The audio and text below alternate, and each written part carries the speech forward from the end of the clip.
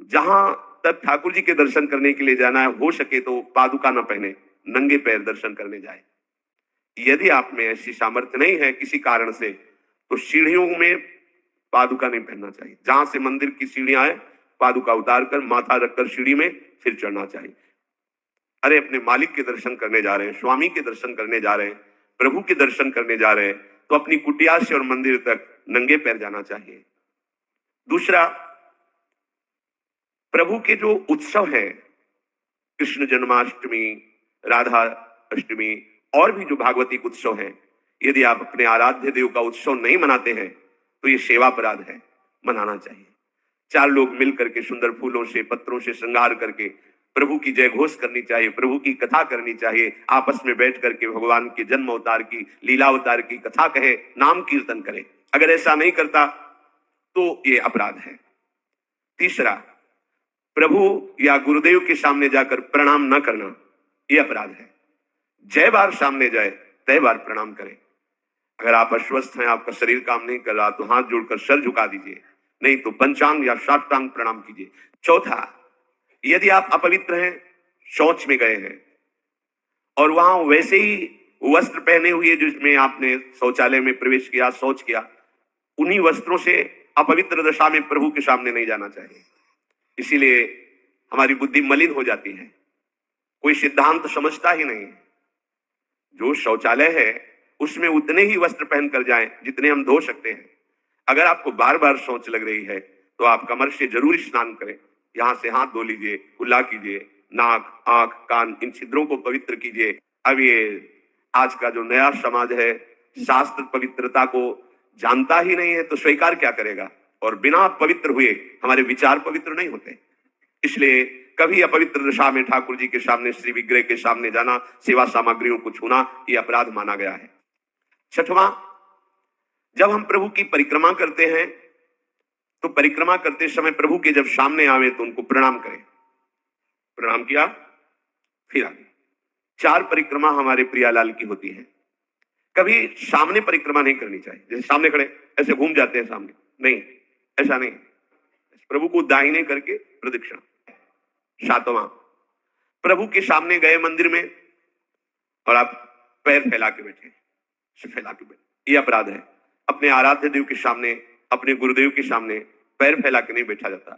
यदि आपके पैरों में कोई दोष है तो उतनी देर ही रुकिए जितनी देर आप खड़े दर्शन कर सकते हैं, सामने से हट जाइए, सामने पैर नहीं होने चाहिए आपके।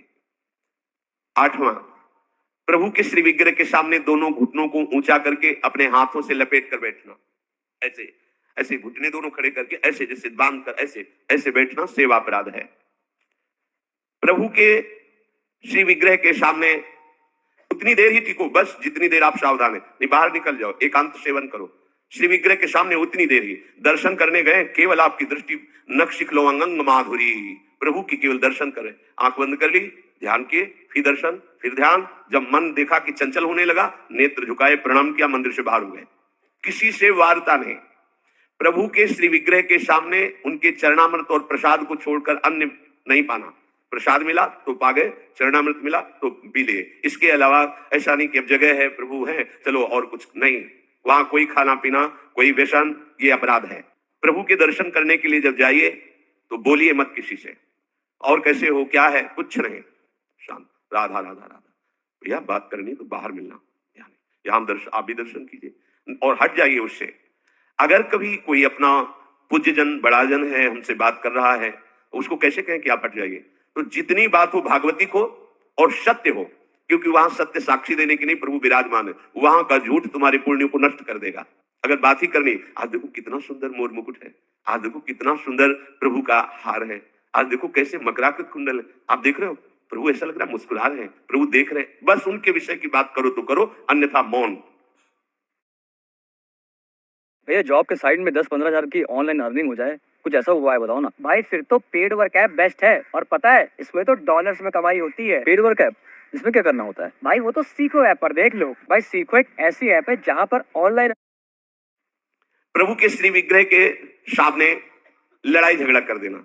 अगर आप बिहारी जी के सामने, राधा वल्लभ जी के सामने, राधा रमण जी के सामने कोई आपको धक्का दे रहा है, कोई आपको कटु व्यवहार कर रहा है, आप चुप रहिए। आपको प्रतिकार नहीं करना, मालिक है वो देख रहे हैं, बिल्कुल शांत रहिए, बहुत बड़ा हिसाब हो जाएगा आपका, जन्म जन्मांतरों के अशुभों का नाश हो जाएगा। और अगर लौट कर आपने गाली दे दी और थप्पड़ मार दिया तो ये कलह आपके पुण्यों का नाश कर देगी। बहुत सावधानी से भगवत दर्शन किए जाते हैं। प्रभु के श्री विग्रह के सामने किसी को आशीर्वाद देना, आप प्रभु के दर्शन करने गए, कोई आपको प्रणाम कर रहा, खुश रहो जय हो जय, नहीं, देखना भी नहीं उधर, सीधे प्रभु की तरफ देखो।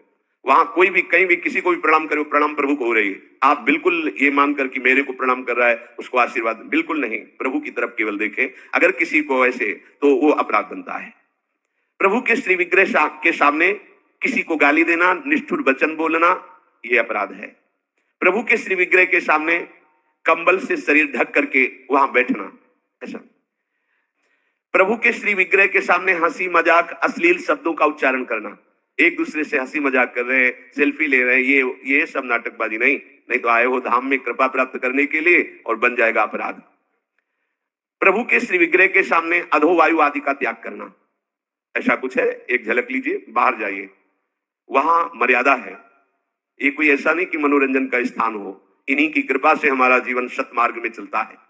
और आपसे सच्ची कहते हैं, ये हमारे प्रभु राधा वल्लभ लाल जी, बांके बिहारी लाल जी, राधा रमन लाल जी, ये मूर्तिकार की रचना नहीं, साक्षात प्रिया प्रीतम है। हमारी भावना नहीं बन पा रही इसीलिए है, नहीं तो इनके इशारे होते हैं, ये मुस्कुराते हैं और जो आप बात करोगे उसका उत्तर आपको मिल जाएगा, आपके ही हृदय में बैठकर उत्तर दे देंगे। कई बार ऐसी प्रभु की तरफ से इशारे होते हैं कि साक्षात प्रभु विराजमान है, बस आपकी भावना जाकी रही, भावना जैसी प्रभु मूर्ति देखी तीन तैसी। प्रभु के श्री विग्रह के सामने पीठ करके बैठ जाना, सामने श्री जी विराजमान है तो उनके सन्मुख होकर के बैठिए या साइड में बैठिए, ठीक उनके सामने पीठ नहीं होनी चाहिए। प्रभु के श्री विग्रह के सामने किसी को प्रणाम करना, जैसे श्री जी के दर्शन करने राधा वल्लभ जी के गए हैं तो आंख बचाइए, किसी को आंख ना मिलने पावे, बड़ा छोटा कोई भी, पर मन से सबको प्रणाम, बस सीधे प्रभु से आंख मिला लीजिए। अगर वहां गुरु जी पधारते हैं या गुरु स्वरूप महापुरुष कोई पधारते हैं तो श्री विग्रह के सामने से हट जाइए और दूर होकर के फिर उनको लक्ष्य करके प्रणाम कीजिए, पर सामने नहीं। सेवक को कभी स्वामी के सिवा किसी की प्रशंसा नहीं करनी चाहिए, ना अपनी ना पराये की, केवल अपने आराध्य देव की बात। किसी की भी निंदा करना बिल्कुल नहीं, ये तो घोर अपराध वृत्ति है। पर निंदा के किए ते आवत नहीं कछुआत, मूर्ख पर्वत पाप को ले चल अपने साथ। अगर हम किसी की निंदा कर रहे हैं तो उसके सारे पाप हमारे पास आ रहे हैं, ये आप सच्ची समझ लीजिए। बिना पाप कर्म किए पाप का बोझा आपके माथे पे लद जाएगा यदि आप किसी की भी निंदा करते। काहे को इतना बड़ा घाटा करते? तो निंदा तो नहीं करते पर सुन लेते हैं, कोई कहते तो दोनों का एक ही फल है, कथन श्रवण का एक ही फल है।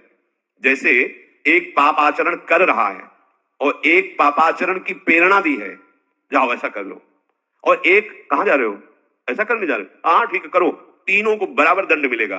कर्ता, प्रेरक, अनुमोदन। अनुमोदन हाँ ठीक है, प्रेरक हाँ ऐसा कर दो, और वो जो कर्ता चाहे शुभ कर्म हो तीनों को बराबर फल मिलेगा। अच्छा कहां जा रहे हो, परिक्रमा? अरे भाई बड़े भाग्य की बात है, वृंदावन की परिक्रमा देना, अवश्य लगाओ, नाम जप करते हुए लगाना, पूरा परिक्रमा को उसको फल मिलेगा। ये हुए 32 अपराध सेवा के।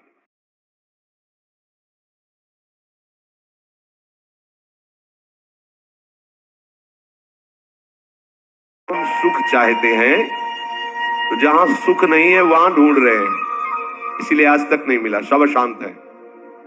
आपको तो जो चीजें चाहिए, जो वस्तुएं, धन संपत्ति, पद की आकांक्षा